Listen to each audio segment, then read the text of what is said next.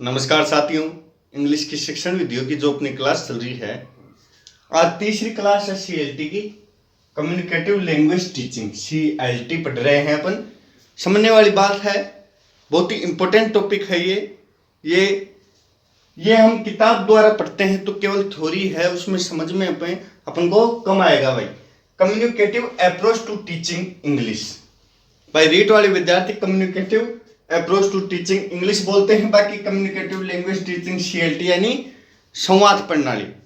भाई हमने 2 क्लास इसकी पहले ले चुके, आज तीसरी क्लास है। इसमें समझने वाली बात है, अपन ने कल एक भाषाविद की बात की, नोम चॉम्स्की की। भाई नोम चॉम्स्की की कल बात की, क्या बोले नोम चॉम्स्की? समझने वाली बात है, वो एक लिंग्विस्टिक कॉम्पिटेंस, भाषाई दक्षता को उन्होंने सही माना। समझने वाली बात है, उन्होंने लिंग्विस्टिक कॉम्पिटेंस, भाषाई दक्षता को सही माना।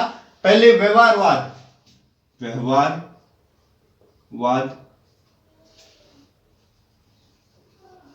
रूल्स, भाई पहले व्यवहारवाद, रूल्स, ग्रामर इस प्रकार से पढ़ाया जाता था।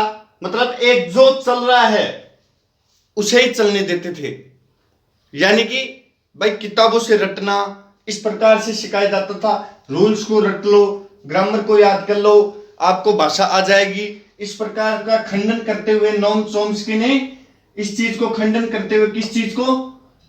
इस चीज को खंडन करते हुए, इस चीज को नकारते हुए नोम चॉम्स्की ने लिंग्विस्टिक कॉम्पिटेंस, भाषाई दक्षता को अपनाया।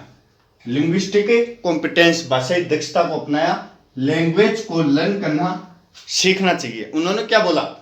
भाई लैंग्वेज को ऐसे रटना नहीं चाहिए, लैंग्वेज को लर्न करना सीखना चाहिए।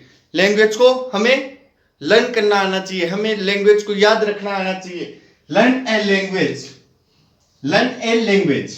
इन्होंने कहा learn a language, Noam Chomsky ने लिंग्विस्टिक कॉम्पिटेंस पर, लिंग्विस्टिक कॉम्पिटेंस, भाषाई दक्षता देते हुए क्या कहा? Learn a language. लेकिन ये बात किसको पसंद नहीं आई?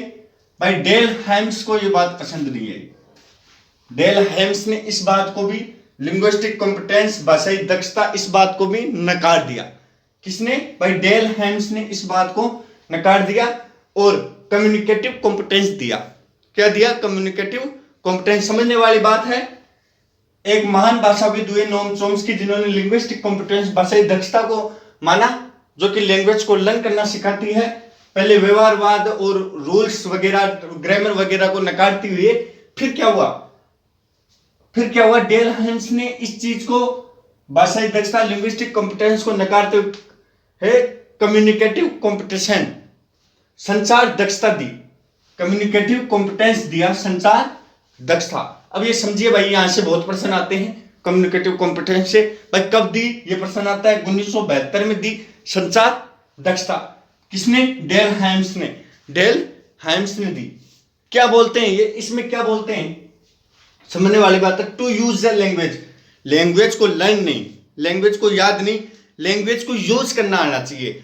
लैंग्वेज को यूज करना आना चाहिए। और वास्तव में हमें भाषा का सही मीनिंग वही है। अगर हमें भाषा को यूज करना नहीं आएगा, हमें भाई गुजराती भाषा आती है, हम उसको बोलेंगे ही नहीं तो हमें पता कैसे लगेगा? भाई लोगों को हम बातचीत ही नहीं करेंगे। गुजराती आती है, इंग्लिश हमें आती है, हाँ भाई इंग्लिश आती है मन तो, ग्रामर भी आती है, टेंस भी आता है, ये भी आता है, वो भी आता है। अरे ग्रामर टेंस तो ना, तो बात करना है भाई, बात करना आना चाहिए आपको, हैं? बात करना आना चाहिए, बोलना आना चाहिए। हम एटमॉस्फेयर में जिस भाषा को बोले, एनवायरमेंट में जिस भाषा को बोले, वही भाषा मानी जाती है। समझने वाली बात है, to use a language, use a language, जिस भाषा का उपयोग किया जाए। टू यूज ए लैंग्वेज के बारे में कहा कम्युनिकेटिव, संचार दक्षता। To use a language in social environment, सामाजिक वातावरण में आप जिस भाषा को यूज करते हो वही सही भाषा मानी जाती है। इंग्लिश को आप भाई संचार दक्षता में अपनाओ। इन्होंने क्या कहा? इंग्लिश को आप संचार दक्षता में अपनाओ, ना कि लिंग्विस्टिक कॉम्पिटेंस में अपनाओ। इसको नकारते हुए डेल हैम्स ने दी कम्युनिकेटिव कॉम्पिटेंस दी भाई, कम्युनिकेटिव कॉम्पिटेंस दी भाई, संचार दक्षता, डेल हैम्स ने 1972 में। फिर क्या हुआ? फिर 1980 में कैनल नाम के भाषाविद आए। 1980 में। कौन आए? कैनेल आए। उन्होंने क्या कहा? इन्होंने कहा भाई आपकी बात सही है, हम मानते हैं आपकी बात सही है, कम्युनिकेटिव कॉम्पिटेंस होना चाहिए, कम्युनिकेटिव कॉम्पिटेंस होना चाहिए, आपकी बात सही है, लेकिन इसमें 4 बातें और जोड़ दो आप, 4 बातें और जोड़ दो। कम्युनिकेटिव कॉम्पिटेंस में एक लिंग्विस्टिक कॉम्पिटेंस जो नॉम चॉम्स्की ने दिया ये जोड़ दो, सोशियो लिंग्विस्ट जोड़ दो, डिस्कोर्स जोड़ दो और स्ट्रेटेजिक जोड़ दो भाई, स्ट्रेटेजिक जोड़ दो, डिस्कोर्स जोड़ दो इसमें, और सोशियो लिंग्विस्ट और लिंग्विस्टिक कॉम्पिटेंस। ये केनाल ने कहा 1980 में। भाई 1972 में तो संचार दक्षता आई डेलहाइम्स ने। डेलहाइम्स की बातों में 4 बात और जोड़ते हुए कहा कि भाई आपकी बात सही है लेकिन 4 बातें और जोड़ दो इसमें, एक तो लिंग्विस्टिक कॉम्पिटेंस जोड़ दो, एक सोशियो लिंग्विस्ट जोड़ दो, एक डिस्कोर्स जोड़ दो और एक स्ट्रेटेजिक आप इसमें जोड़ दीजिए भाई। तो आपको यहां तक समझ में आया भाई?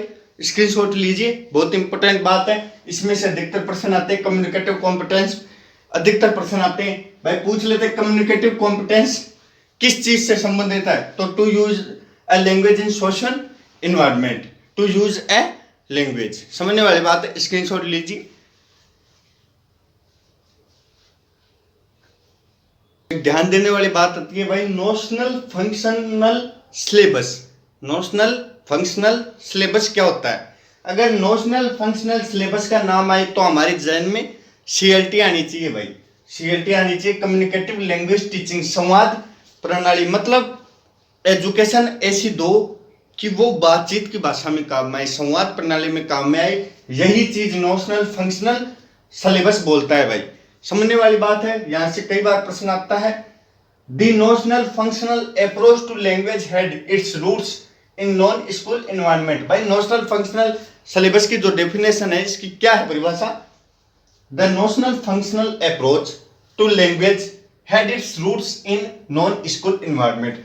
मतलब कि नोशनल फंक्शनल अप्रोच की जो लैंग्वेज है उसकी जो जड़ें हैं, रूट्स हैं, वो नॉन स्कूल एनवायरनमेंट की होनी चाहिए। मतलब स्कूल तक ही सीमित नहीं रहनी चाहिए, स्कूल के बाद भी सोशल एनवायरनमेंट में भी वो रहनी चाहिए, मतलब बातचीत की भाषा में भी वो रहनी चाहिए, नॉन स्कूल एनवायरनमेंट में भी रहनी चाहिए। भाई हमने टेंस याद किए, वो कहाँ पे काम में आएंगे? हमने इस प्रकार से ग्रामर रट ली, वो अगर हम उसको भाषा में नहीं उतार रहे हैं तो वो हमारे स्कूल तक ही सीमित रह जाएंगी, ना कि नॉन स्कूल एनवायरनमेंट में आएंगी। नॉन स्कूल एनवायरनमेंट में, स्कूल के बाहर के एनवायरनमेंट में, हमारे सामाजिक परिवेश में वो काम में नहीं आएंगे भाई, समझने वाली बात है। तो ये कहती थी नोशनल फंक्शनल सिलेबस। पहले ये दोनों अलग अलग थे, नोशनल अलग था, फंक्शनल अलग था, नोशनल सिलेबस अलग था और फंक्शनल सिलेबस अलग था, पहले ये अलग अलग थे भाई, समझने वाली बात है। Notional based on idea, notional था जो आइडिया पे बेस्ड था, विचारों पे बेस्ड था, बेस्ड ऑन आइडिया, और फंक्शनल बेस्ड था फंक्शन पे, कार्य करने के फंक्शन पे बेस्ड था। तो नोशनल किस पे बेस्ड था? आइडिया पे, और फंक्शनल किस पे बेस्ड था? फंक्शनल बेस्ड था भाई फंक्शन पे, समझने वाली बात है। पहले ये दोनों अलग थे। नोशनल सिलेबस नाम पहले विल्किंस ने दिया था, जो नोशनल था उसे पहले विल्किंस ने नाम दिया था नोशनल सिलेबस, फिर इन दोनों को मिलाकर नोशनल फंक्शनल सिलेबस हो गया। उस वो नाम किसने दिया? याल्डन ने दिया था भाई, समझने वाली बात है। नोशनल जो नाम था अकेला, वो नाम दिया था विल्किंस ने, फिर इन दोनों को जोड़ दिया जब नोशनल फंक्शनल सिलेबस हो गया, वो दिया था याल्डन ने। किसने दिया था? याल्डन ने, समझने वाली बात है। आगे देखते हैं भाई, focus on meaning, focus on meaning. Notional functional syllabus का जो अर्थ होता है वो होता है ये मीनिंग पे फोकस करती है, ये अर्थ पे फोकस करती है, ना कि फोकस करती है स्ट्रक्चर ग्रामर पे। स्ट्रक्चर ग्रामर पे ये फोकस नहीं करती है, अपनी व्याकरण पे ये फोकस नहीं करती है, ये फोकस करती है अर्थ निकलना चाहिए। तो एक तरह के ये सीएलटी पर ही आधारित है। इसका नोशनल फंक्शन सिलेबस का नाम सुनते हैं हमें सीएलटी नाम याद आ जाना चाहिए, सीएलटी। भाई यहां तक समझ में आया? नोशनल फंक्शन सिलेबस को हमने समझा और लिंग्विस्टिक कॉम्पिटेंस को समझा, कम्युनिकेटिव कॉम्पिटेंस को समझा। भाई आप स्क्रीनशॉट लीजिए।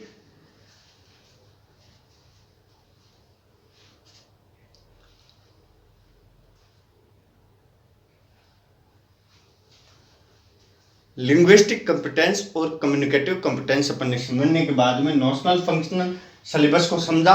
भाई अब आगे भी अपने ये बाकी है communicative approach to teaching English, ये बच रहा है। आप वीडियो को शेयर कीजिए भाई और सब्सक्राइब कीजिए। ये अपने पूरी कोशिश कर रहे हैं ये विषय समझने की, समझाने की, तो आप इसको भाइयों में शेयर कीजिए और चैनल को सब्सक्राइब कीजिए। जब तक के लिए जय हिंद, जय भारत।